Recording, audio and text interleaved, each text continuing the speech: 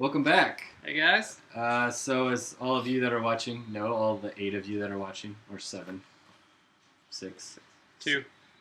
Whatever. besides us? Yeah. Oh, It's cool. Okay, 4. When we watch it.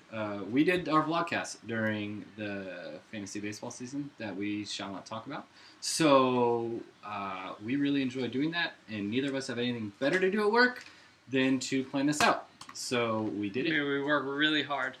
Yeah, we don't work for the common good in our jobs or anything. Not helping people. No. Yeah.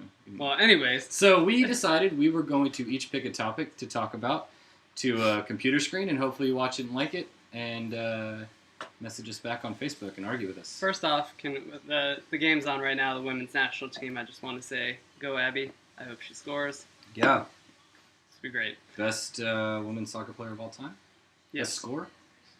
Best score. Best score. All right. We're going to anyways, miss you. Yeah. back to baseball. Since that's what we talk about here.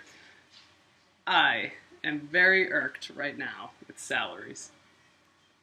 Old man Tanker doesn't like how Does much not like them. money people are making. Now, it is illegal. It is a federal law that you may not collude to set prices. But if I'm a GM right now, holy crap, there is no way I am paying $100 million, or was it $80 million to Jeff Samardzija? Yep. He was, statistically speaking, one of the worst 5 pitchers in all of Major League Baseball last year, correct? Yeah. He, I think he was the 5th statistically worst. next year, is going to be making $8 million more than Steph Curry. And they both live in that Let similar that cost of living Bake now. your noodle. Yeah. I mean, how absurd have we gotten? This is crazy, right? Would you say Steph Curry maybe one of the statistically best 5 basketball players of all time? Samardzija's one of the worst I'm not going 5. if I go all time, but Worst 5 in a season that he's making more than Steph I Curry. mean, this is in the same market. it It's drives not me like nuts. you're playing in Indianapolis compared to the Now, Bay to go same one market. further, if you look at Samardzija's contract, that's bad. Okay, fine, he's a bad player getting a huge contract.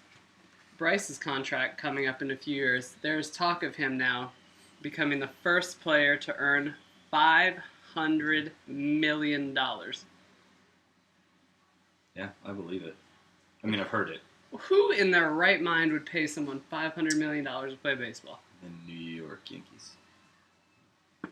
Short portion So- of the field. So the problem I have, I am all for, the free market, and if you get offered $500 million, take it. But you're going to tell me that you're out to try to win a championship, and you personally are taking up $75 million of a payroll. How am I supposed to, as a GM, field a competitive team with you taking $75 million by yourself, which is more than most teams? If you look at more than a the less other team. extreme answer, or example, I mean, the Angels right now, in 2 years, they will be using $70 million on 3 of their players. What are you supposed to do with that as a GM? Field a really bad pitching staff and a bad bullpen and hope you score a lot of runs. I mean, players. you I can't mean, I don't know. tell me you want to win a championship at that point. You can't tell me that as a player because you don't. If you wanted to win a championship, I mean, look at Trout. He's going to be making $31 million. Our best player, number 1A, 1B player in baseball, fine. But $31 million, you lower that to 15, give the team an extra 16 to work with. Well, I mean, look what you can do there. Pujols, making 25. I mean, how old is he? come on. I'm just, it bothers me, and I wanted to put it out there to you guys, see what you think. I mean, it's crazy. Salary cap? Is Is this the problem? you got to do something. I mean, and the MLBPA will never agree to that. Here's the thing. I have been very, very frustrated with this for many years. Since I can remember. Since A-Rod signed that contract with the Rangers and I was a Rangers fan when I was 12. I had the foresight to see that it was going to cripple the franchise for years because they weren't going to be able to pay players. You know what I came up with? It's not going to change because of Players Union. Got to get used to it. That's why the Royals won the World Series this year.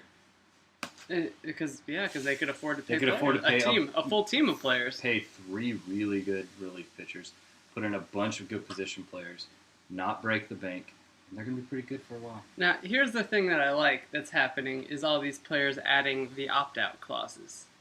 This is kind of hilarious to me with some examples. I bet David Price takes that. For Greinke, it worked out, right? Sure. He was young. He signed the opt-out clause.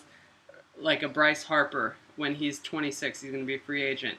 He has an opt-out clause at age 30. Still has 5-6 you years might ahead of him, you might yeah. make a ton. But somebody like David Price, who in their right mind is going to turn that money down when you're 34 years old and say, I'm going to go out on the free market and think somebody's going to sign me till I'm 38? Making more money than... double-digit $1 million a year. I mean, I feel like these players are delusional. And the GMs are delusional. Yeah, Price is going to keep that, and he's going to be a 35-year-old pitcher with the Red Sox with an ERA of about 4.8. It's going to suck for the Red Sox. Yeah. Hey. Like, it boggles my mind, guys. It's not a problem that we can fix, Tinker. Why not? Maybe Harper goes to the Cubs. Maybe they could hire us as GMs, and we could collude together and offer normal prices for players. I mean, that Samardzija contract, like, that should be the upper limit. Like, the Bryce Harper, the Mike Trout limit. That should be your per-player salary cap. That's what you should shoot for. That should be your maximum contract like you have in the NBA. And why does it work? But it's going to a... Why does it work in the NBA and not in MLB? Because there's not strong of a players' union. I mean, isn't that crazy that one sport can figure out how to not be absurd and one can't? Maybe if you would have had a stronger commissioner against players' union instead of Bud Selig. It's crazy. Who champion is a great commissioner? I don't think so. Sorry, Tank. We'll see how it goes. I don't think it's going to change for you. I don't know. But the Cubs, they have a 79% chance of not making the World Series next year. Which also means they have a 21, according to Nate Silver, 21% chance of making it. Which is about probably 15% higher than any other team has, right? Yeah, I would agree. So, go Cubs. And they're going to make a deal at the deadline, sure. Speaking of breaking the bank, Jorge Soler, does he get traded for a big salary player? Probably. Who are you shooting for if you're them? It's too early. I don't know. I mean, I think they need a center fielder. They got to move Hayward to right field where he's so valuable. So valuable. And you put him in center, he's valuable, but he's not Jason Hayward. I think he's a top 10 center fielder. But he's probably like number 10, whereas as a right fielder, number 1 or 2. I mean, it's here and here. Yeah. So, I don't know. I mean, maybe pitching too, because you can't be happy with John Lackey. That's my least favorite player in baseball. I just don't like him when his face. Anyways. Well, hey, let's go to something else that I can't fix. Neither one of us can fix. College football playoff. Now, if you're like me, you had some major withdrawals this weekend because all you had was the Army-Navy game, which was better than... Sweet helmets. Yeah. And what would have been great is if a certain player could have ridden on in his helicopter and gone to the Heisman ceremony. Way to F that up. Also, anybody can run behind the Alabama line, so I wasn't happy with that result either. But that's not what I'm going to talk about. I'm going to talk about... Are you crazy? That's a discussion for another day. Trent Richardson. So, college football playoff. I really thought that it was very difficult for the committee to get it wrong this year because if you look at it, you had an undefeated team and you had 3 clear one-loss teams that deserved to be there. Seeding, But my argument is, I feel like 2 teams are better than 2 teams that are in it now. And I think that it would be fixed if we did 8 teams. I have not heard this argument yet, so I'm kind of fascinated by this. 3 days left till Christmas break. Mr. Silvera does this. Who do you think is better? So, we're going to get there. This is the most clear-cut 4 I've ever seen. We're going to get there. We're going to get there. So, according to the college football rankings, which I think would have changed if there were 8 teams, but let's just have fun with it. You had Clemson as a 1, Bama is 2, Michigan State is 3, OU is 4. I think based on the rankings, I think that's who deserves to be there. But do I think that's who would finish there if we had a round before that? No, I do not. Because if you're going off the rankings, you have Iowa at 5, who I do not agree is in the 5th best team in the country, but they would be playing a number 4 OU. OU would destroy them. Who here thinks Iowa would beat OU? I don't. You don't. Rhino doesn't. No. So OU would get into a semifinal. Then you would have Clemson and Notre Dame. A little bit more interesting. Clemson already beat Notre Dame. By Discussion over. 2. Discussion over. I also think Watson is a better quarterback now, having more experience. I think Clemson wins. I'm not arguing with that. I think you still have Clemson and OU in a semifinal. But here is where I challenge the system. Here's where I'm scared. You should be, because feel I like- ran this past my father, and he said that I feel was like you're not going to tell me sane. that Ohio State, in some way, shape, or form, deserves anything. I am. I think Ohio State, you put them on the field with anybody, and a significant amount of people would take them to win that game. I disagree. Anyways, that's okay. I'm telling you my stance of the college football playoff ranking had an extra round. Okay. Bama versus Ohio State. What team right now in the last 5 weeks is playing better than Bama? I'm going to get there. Okay. Don't worry. All right. Alabama versus Ohio State. A significant amount of people would argue that Ohio State is the most talented, well-rounded Nobody team would argue that. in the country. Maybe compared to Oklahoma. I don't know. If you were to say Bama would win, you wouldn't be foolish. Although Bama's best win, you could argue, comes against Ole Miss or Tennessee. They lost Ole Miss. I mean, against Tennessee, and their loss came against Ole Miss. That's not a pretty, top 10 pretty team. great win. Not, yeah, if you're a Tennessee grad. So I personally, it may not be popular, I think Ohio State would win. I really do. But you could argue with me. The one where I think you're crazy would be, you cannot tell me that Michigan State is a better team than Stanford. You can't. Because Stanford lost to 2 top 15 teams and annihilated USC in the championship game and beat a very good Notre Dame team. That's what I think. I think Stanford, over the last 4 weeks, has been playing better than anybody in the country. But That's a fair argument. I think you could argue that Stanford would beat a Michigan State. I think you could certainly argue, could that Stanford could be in there. I would argue they would. I think Stanford had a tough loss the first week of the season. I do. Go Cats. Northwestern, 11 o'clock game. It's 9 o'clock on the West Coast, the first game of the year. If we're not worrying about other teams losing the first game of the year, we're not going to worry about that. Oregon, number 13 in the country at the end of the rankings. They lost them. It's nothing to be ashamed of. I think Stanford belongs there. But me being a teacher in the last week of school before Christmas break, and I'm going to hurry this up so your eyes don't gloss over, because that's what my students do when I talk too much, I made my own rankings. Wait, who's Michigan State's lost to? True. They're a pretty good team. Pretty good team. Michigan State lost to And they beat. Nebraska. No, they on a fluke play. Against Nebraska. They did beat Michigan Ohio on a State. fluke They play. did. Ohio State, I see that. And I'm not saying that they don't deserve to be in there, but I think Stanford's better. And I do. I think Stanford's better. But I made my own rankings, and I'm going to speed this up. I had Clemson as a 1, okay? Because they're undefeated, I think that they deserve it. You cannot put a one-loss team Agreed. over an undefeated team. Agreed. As much as I think there are teams that are better than Clemson, you can't do it. Now, peeking at this next one, I'm confused. Yeah, so my number 2, I put Michigan State in there just because they've won. I'm going You- off of... You just said Michigan State wasn't very Yeah. good. My rankings are not based on who I think is the best. I'm not doing an eye test. I'm doing a resume. Okay, so I have, but that's a good question because I struggle with that too. And I even asked a 5th grader that today, and he said you've got to go off of the resume. His name is Don Trell. I call him D-Train. My 3rd team on there would be based on the resume. It was hard between OU and Bama, but I feel like you need to really punish the fact that OU didn't have to play a championship game and Bama did, even though Florida was terrible. I still think the SEC, as far as the schedule-wise go, you could argue is the best conference. It's better than the Big 12 because they have a difficult game every week. I put Bama there and I put OU. My top 4 doesn't change. I said the committee got that right. So you have 1 versus 8. You have Clemson. I have Iowa in there just because they had 1 loss, and that 1 loss was to Michigan the last week of the season. I think you need to award them that 8th spot. You reward them for a great season, even though they beat nobody, including a Purdue team that does not belong in the Big Ten. But then I have Clemson kicking their ass. Michigan State versus my number 7 seed, Notre Dame.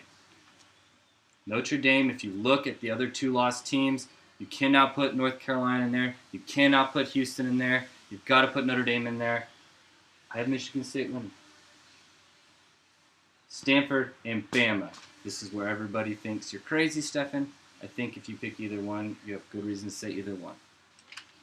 That's not really my argument. My argument is Ohio State and OU. You can't tell me that you couldn't argue that that should be the championship game of the two most talented teams in the country. You are the one talking about resumes. Yes. Where in Ohio State's resume do you see any reason for them to be ranked? Period. Michigan. They beat Michigan the last. They annihilated Michigan the last game of the season. Michigan had 3 losses this year. They're still a good team. So They're beating still a top 15 beating a team. 3-loss team. So who would you have? Who would you have instead of Ohio State? I'd have to look at the rankings. I can tell you who's there. You could put in a 2-loss TCU team. You could, which I don't think you should do.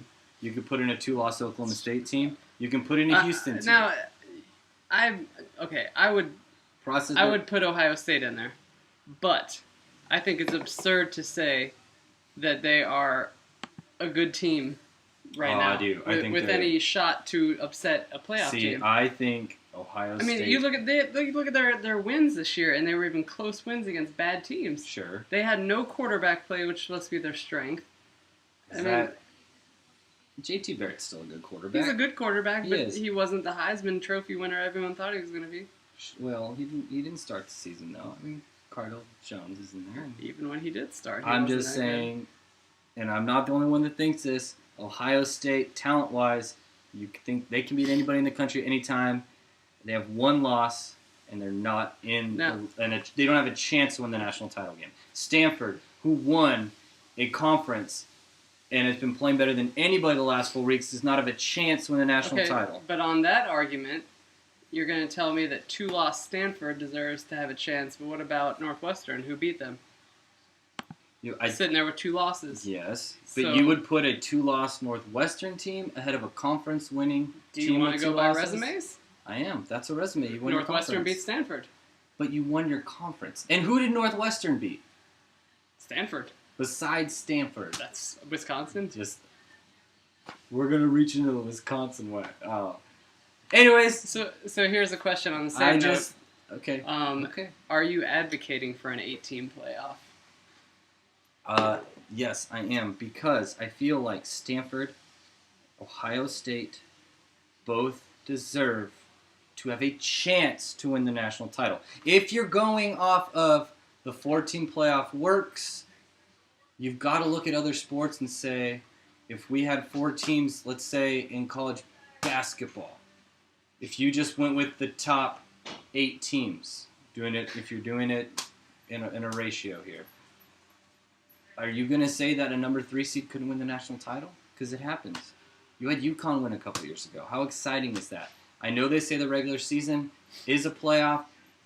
In my opinion, though, you got to give a team an extra chance to win it, especially if they have as much talent as Stanford and Ohio State. And I'd even be okay with. How about if Stanford just didn't lose one of those games and they would be in it? That's where the argument lies. If your argument is the regular season is a playoff, and that's your viewpoint, can't argue. Now here's my other, just from a logistical standpoint, and David, I apologize, you've heard this ad nauseum, but logistically speaking, now you're asking fans to spend $700 on tickets for 3 games. No. And yes, and possibly. No, I agree with you, but my argument is not. We can have another argument on lowering ticket prices. No, that's not my.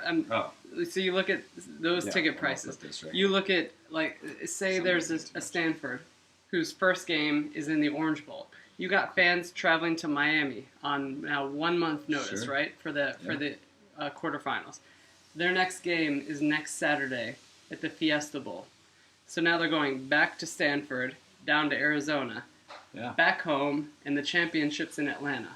There's no way fans can afford this. There's no way that they can fill these 100,000, 70,000 seat stadiums. I still think Bama would fill it up. I still think Notre Dame fans would fill it up. I still think Ohio State fans fill it up. But I agree with you that they wouldn't be able to fill it up, but I don't feel like that's an argument to not do it. You look at teams from a logistical standpoint. Just how are you getting your players from there during finals? How are you, or start of the new semester, whatever? And that's an argument that I heard on multiple And by think multiple how much people, money that costs to travel for a team. by multiple people, and they said, why? Well, how would you fix that? There were multiple theories. There were to cut out a game in the regular season, a non-conference game, like these warm-up games. I don't really know how you feel about that. There were also, you start the playoff instead of having these 5 or 6 week layoffs, have like a 3-week layoff and do that. It would only be an extra game for 4 teams. Here's the other question. That's the thing. Given that I've worked at a bowl game and I know that it takes a full month to prepare media guides, all the stats, prepare the stadium, prepare the signage, the press conferences. Now you're coming back to back to back weeks with teams you don't know who's coming.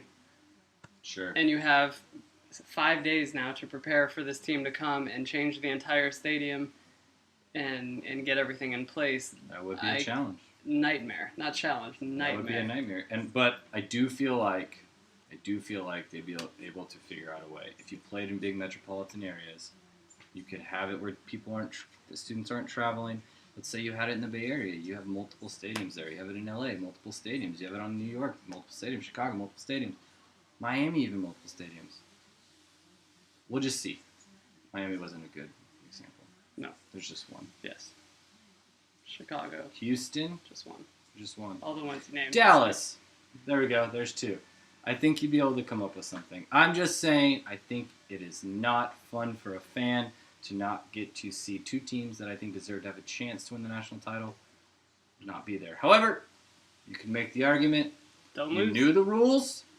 You knew how you had to get there. You can't lose 2 games. You can't do it. And Urban Meyer, you've got to give your You can't lose the game that you can't All-American. lose. Yeah. Got to give that All-American running back the ball. You do have to do that. And then he got kind of upset. Keyshawn Johnson style. Terrell Owens style. Give me the damn ball. DeMarco Murray Yeah, style. no kidding. Anyways, fun argument.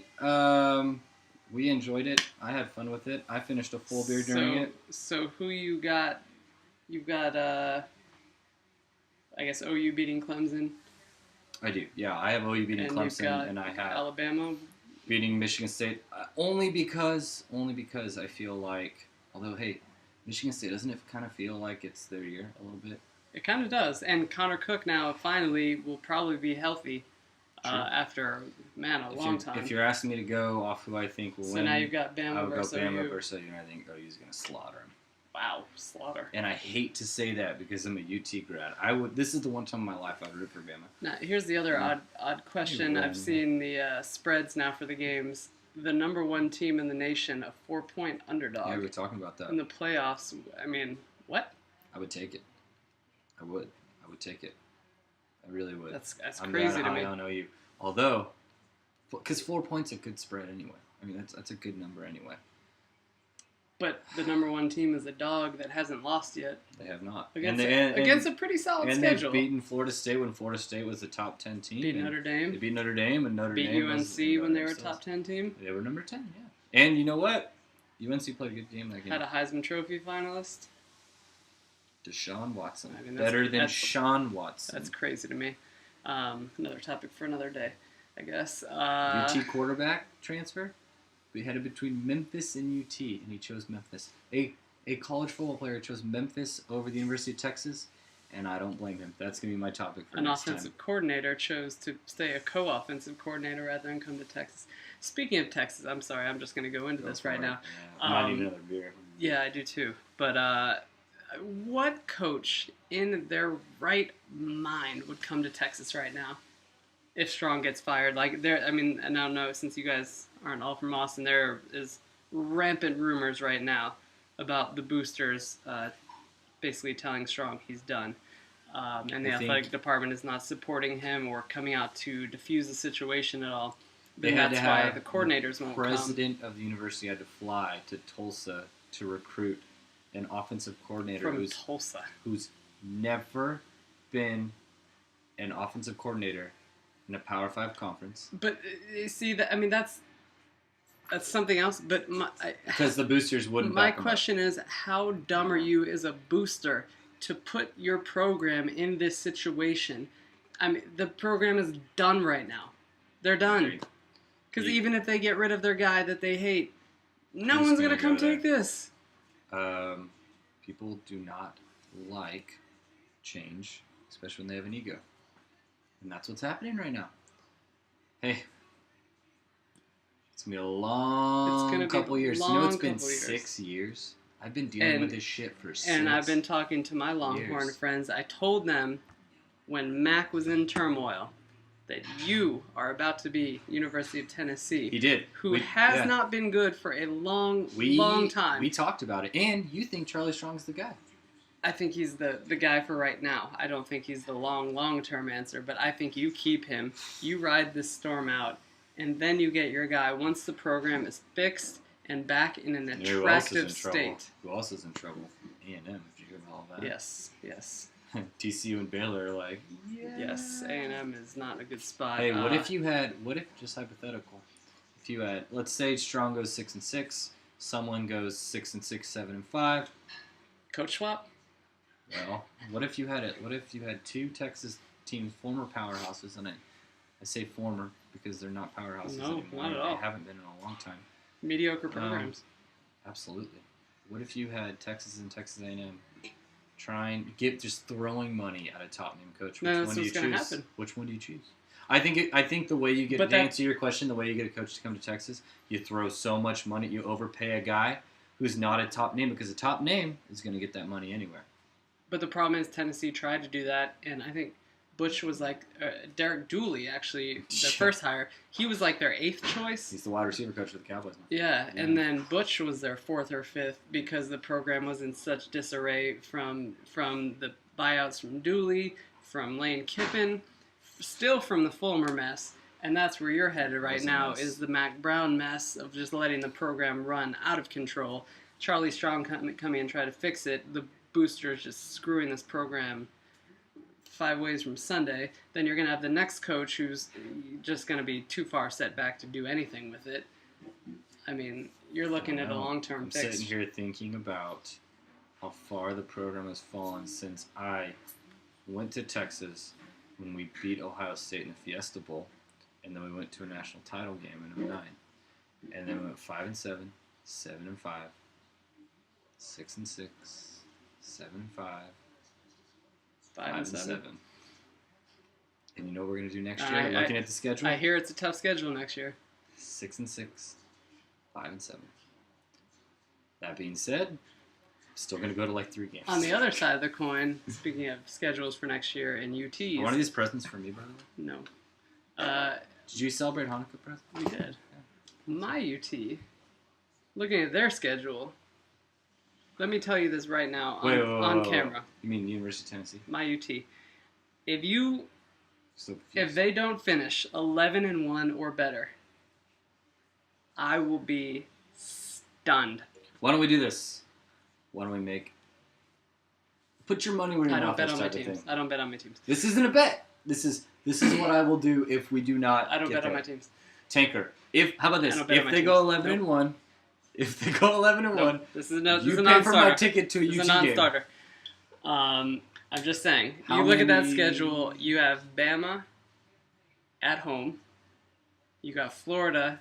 They are going to freaking beat Florida. I hate Florida. And it's at home. I hope Florida dies. They got Virginia Tech as the toughest non-conference game, who's in a transition. Yeah. They got their non-conference, out-of-conference game is out-of-division game is A&M and A&M program. Oh, we should go to that. Oh, I'm definitely going to that. Do that. I'll be there. That's nice. Anyone that wants to join us. I will wear my University of Tennessee. I'll just wear an orange shirt that says U period T on it period. Nobody will know.